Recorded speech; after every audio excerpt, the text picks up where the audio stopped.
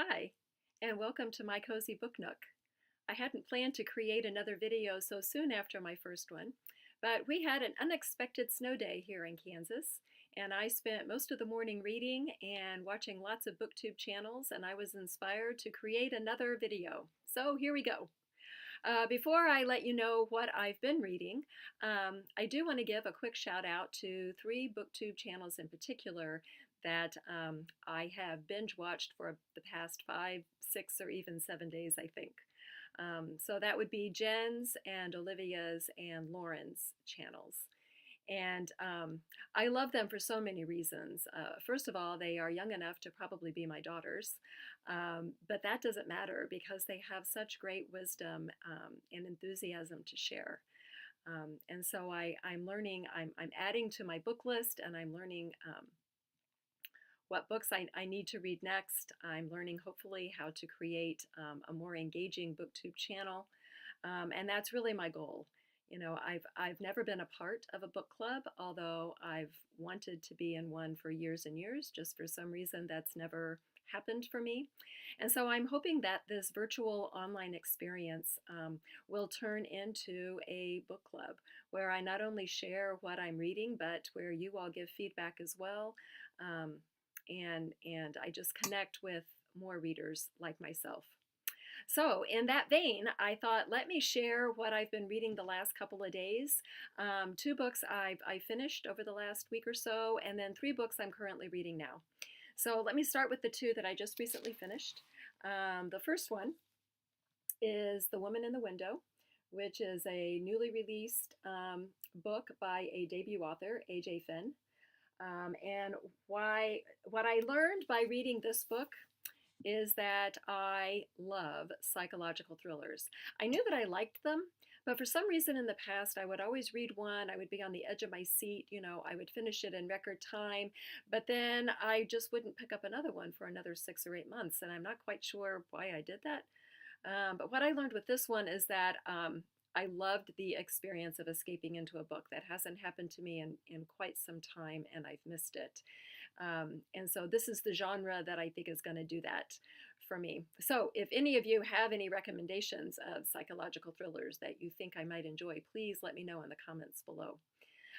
The reason why I really liked this book is because the narrator is completely unreliable.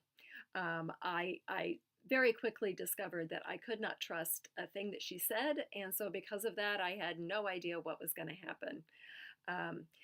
Because of that, it took me a little bit of time to get into the book. The author, I would say it probably took 75 to 100 pages. Normally I give a book about 50, and then I kind of put it on the shelf and say maybe not right now. I was willing to give this one a little bit longer period of time, and I'm glad that I did, because in hindsight, I think the author was just really fantastic in the way that he used fragmented sentences and seemingly disconnected thoughts to really give us what it's like to be inside of a person who is struggling with mental illness. And so for someone who is very rational and logical like myself, that was a difficult thing to get into. But once I got into it, and once I realized that there was real value in hearing these disconnected thoughts, and I really did enjoy it. I will say that it took probably 3/4 of the way to get into the book before I discovered what was the traumatic event that caused this mental illness. And so because of that, that also kind of kept me on the edge of my seat. I kept wanting to find out, okay, why is she dealing with agoraphobia? Fear of going outside was the issue. So it took me until about page 300 before I discovered the answer to that. But even then, I still had over 100 pages to go, and there was definitely another plot twist that I didn't see coming. Perhaps some of you that are more knowledgeable and read these kind of books more frequently, you saw it coming before I did, but I just thought it was fantastic. So highly recommend that if you are into the edge of your seat kind of books. The other book that I finished reading within the last couple of days is on a completely different spectrum, and that is A Tree Grows in Brooklyn. This was my second time to read this book. The first time I read it was probably about 4 years ago, which is still pretty late in life to be reading such a classic like this one. And the first time I read it, I liked it. I didn't quite understand why it received all the acclamations that it did for being such a classic. But this go around, I read it with a different perspective. Someday, I hope to write the story of my husband's grandmother, whose family immigrated from Italy at the turn of the 20th century. Unfortunately, we know very little about Cora, and there's no one left in her family to ask questions. And so I'm doing a little bit of online research to try to discover as much as I can, but it's going to have to be historical fiction. I'm going to have to embellish quite a bit in order to tell her story. And so I read A Tree Grows in Brooklyn for the second time because it takes place in the Northeast, which is where Cora's family was from, at about the same time that Cora lived in the Northeast. I believe A Tree Grows in Brooklyn begins in 1912, and Cora was born in 1905. So I was reading it from the standpoint of perhaps it would give me an idea of how Cora grew up and what was the lay of the land like. And it achieved that purpose. I really did enjoy it. And I will probably read it again before I actually go to write Cora's story. Okay, so the next three books, I am reading three books currently at the same time. I usually always read two books at the same time. I usually have a fiction book going and then a nonfiction book going. I tend to read nonfiction books at a pretty voracious rate. Fiction books, I have to kind of force myself to read them, which is why I really loved The Woman in the Window, and I would like to start reading more psychological thrillers, because I think once I get into the habit of really getting into the story, I think fiction will be easier for me to read. But I'm reading three books right now. The first one I started probably about 3-4 days ago, and that is Lily and the Octopus. It's been sitting on my shelf for probably, I don't know, 6 or 8 months. I think it was written maybe a couple of years ago. I don't recall. Anyone who knows me knows that I absolutely love dogs. And even though I do not have a dachshund, I do have a basset hound. And so the picture of Lily on the front cover reminded me very much of my Feeny. And I am a sucker for anything having to do with canines. However, it didn't take me long to get into the book before I very quickly realized that Lily is probably not going to make it. And so that means that I may not finish the book. Many years ago, when we got our first yellow lab puppy, that was about the same time that the blockbuster book and movie came out, Marley and Me.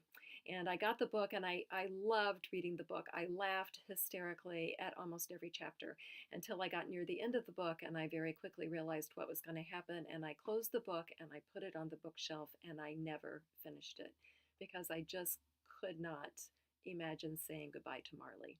And so that may be what happens with Lily. I may not be able to finish it, but I'm at the part now where it's kind of flashback, and so we are learning how the narrator and Lily found one another, and my expectation is that most of the book is going to showcase how their relationship developed.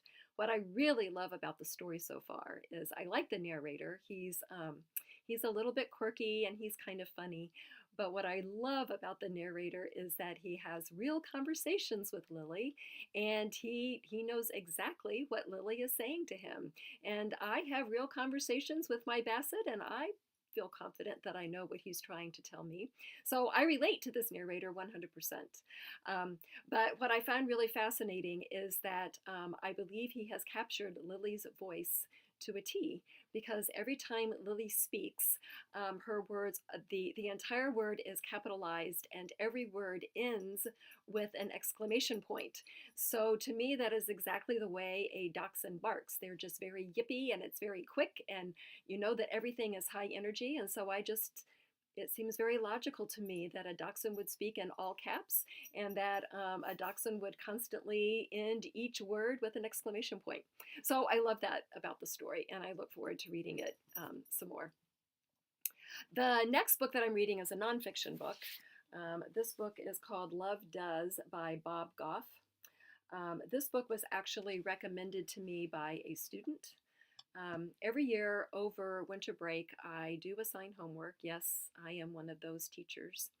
But students get bored after about a week to 10 days of being home, and so um, they may not let on, but they do. And my assignment is very simple. My assignment is always that they can pick any book that they want, just finish a book and come in and tell us about it. For this particular class, however, it's English Comp, and so their assignment was slightly different. Their assignment was to pick a book that they have read before that they really enjoyed. So therefore, it really shouldn't be tough work, right? If they're picking a book that they know they're going to enjoy. That was my rationale anyway.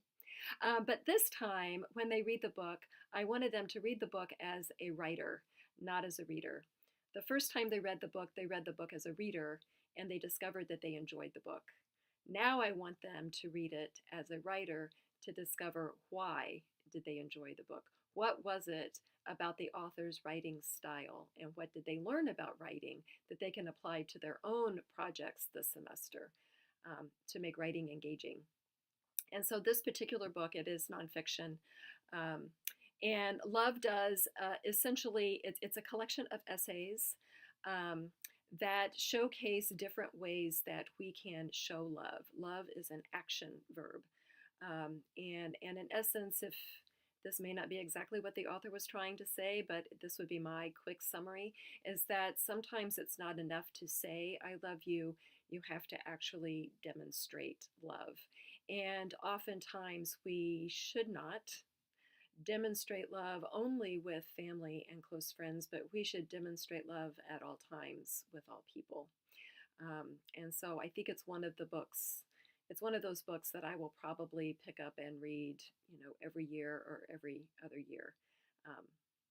Easygoing essays, but with a real fundamental message in each one. So I would highly recommend it. And that kind of segues into the last book that I'm reading, which I just picked up yesterday, and that is Only Child. And so I don't know how familiar you are with this, but this is a pretty significant book to read at this particular time for me and for those of us in America. Only Child deals with a mass shooting at an elementary school. And maybe for those of you who aren't aware, America once again experienced a mass school shooting last Valentine's Day. This time in Florida, 17 students and teachers were killed, several others were injured. Just really horrific. And I think if this book were written in any other way, I don't think I would be able to read it right now because things are just too fresh. But I like the book so far. It is written from the perspective of a first grader. And there is something very pure and innocent and true about the way a first grader would describe what's happening, not only at the school at the time of the shooting, but also the aftermath of it. So anyway, I'm only about 25% of the way through. The first few chapters dealt with the shooting itself. Now we're into the second day, and we're learning more about this particular family and the dynamics involved there. My guess would be that we are going to learn about other family dynamics. Anyway, it's a difficult book, but it's a significant book, and I look forward to finishing it and perhaps in this learning what next step. It would be a baby step, but perhaps what next step can I take to hopefully end this kind of what seems to be weekly tragedies in America and get us back on the right foot again. Anyway, did not mean to end the video on a negative note. It's just that's what I happen to be reading right now. I will probably, after I finish this video, I'll probably go downstairs, pour myself a cup of tea, and go back to reading again. Teachers love snow days probably as much or even more than students do. So I'm going to do that. I hope you all are having a great Monday wherever you're at. Again, I would love to connect. Please leave any comments either about the books that I've talked about here, or if you have book recommendations you think I might enjoy, I would love to hear that as well. Thanks again.